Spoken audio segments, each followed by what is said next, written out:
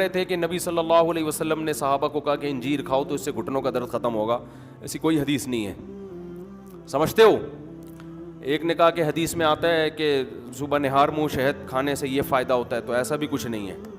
ایک میں آتا ہے کہ صبح جو کا دلیا کھانے سے پیٹ ایسے دھل جاتا ہے کہ جیسے منہ صابن سے دھویا ہو کسی نے, ایسا بھی کچھ نہیں ہے, سمجھ رہے ہو.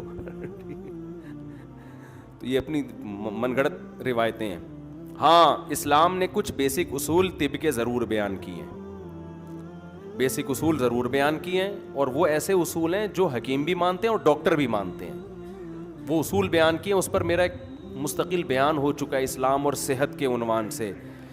وہ اصول میں 2 منٹ میں جلدی سے بات کو سمیٹ کے ختم کرتا ہوں. وہ اصول میں بنیادی چیز یہ ہے کہ اللہ پیغمبروں کے لیے جس غذا کی سلیکشن کرتا ہے, جس لائف اسٹائل کی سلیکشن کرتا ہے, وہ کبھی بھی نیچر کے خلاف نہیں ہوتی, وہ کبھی بھی انسانی صحت کے لیے نقصان دہ نہیں ہو سکتی.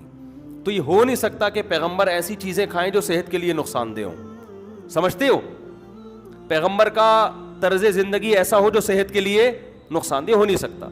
تو اس لیے نبی صلی اللہ علیہ وسلم نے جو چیزیں استعمال کی ہیں, جیسے آپ نے گندم نہیں کھائی, آپ نے جو کی روٹی کھائی ہے, تو آج سارے میڈیکل سائنس بھی کہتی ہے, ڈاکٹر بھی کہتے ہیں بھائی جو سے وزن نہیں بڑھتا, گندم سے دھماکے کے ساتھ لوگ پھٹ رہے ہیں کھا کھا کے, ٹھیک ہے نا.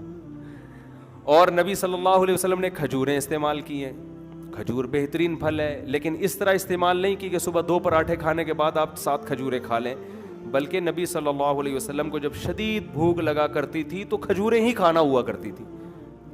آج جو کھجوریں کھائی جا رہی ہیں وہ تو فائدے کے بجائے نقصان دے رہی ہیں.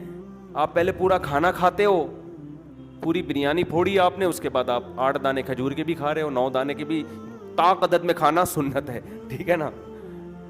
تو یہ نہیں ہوتا. نبی صلی اللہ علیہ وسلم نے اونٹنی کا دودھ اور بکری کا دودھ زیادہ پیا ہے, تو یہ دونوں دودھ صحت کے لیے بہت زیادہ مفید ہیں. گرم کیے بغیر پیا ہے, تازہ نکال کے پیا ہے تازہ, تو آپ تحقیق کر لیں, تازہ دودھ بوائل دودھ سے زیادہ بہتر ہے. بھینس سے زیادہ بکری, بکری سے زیادہ اونٹنی. اونٹنی کے دودھ میں فیٹ بالکل بھی نہیں ہوتا, ہے دودھ مگر بالکل بھی موٹا نہیں کرے گا آپ کو, وہ فیٹ ہے ہی نہیں اس میں. سمجھتے ہو کہ نہیں سمجھتے ہو, لیکن تازہ پیا ہے. آپ لوگ دودھ پینا شروع کر دیتے ہیں کہ بھئی اونٹنی کا دودھ سنت ہے, تو ان کا بھی لوگوں کا یہ اسٹائل ہوتا ہے, رات کو کھانے میں پورا پیزا پھوڑنے کے بعد اونٹنی کا دودھ پی رہے ہیں کہ جی سنت ہے. یہ والا طریقہ, اس سے دودھ کے کوئی کھانچا ہی نہیں ہے, جائے گا کہاں وہ, سارے کھانچے تو آپ نے بھر لیے. تو نبی نے جو دودھ پیا ہے نا, وہ بھی کھانے کی جگہ پیا ہے. شدید بھوک لگی ہے, شدید بھوک سے نڈھال ہیں, دودھ کا پیالہ آیا, آپ صلی اللہ علیہ وسلم نے پینا شروع کیا. ایسے میں دودھ کا مزہ بھی آتا ہے, اور دودھ آپ کی باڈی کو ٹھا کر کے لگتا ہے جا کے.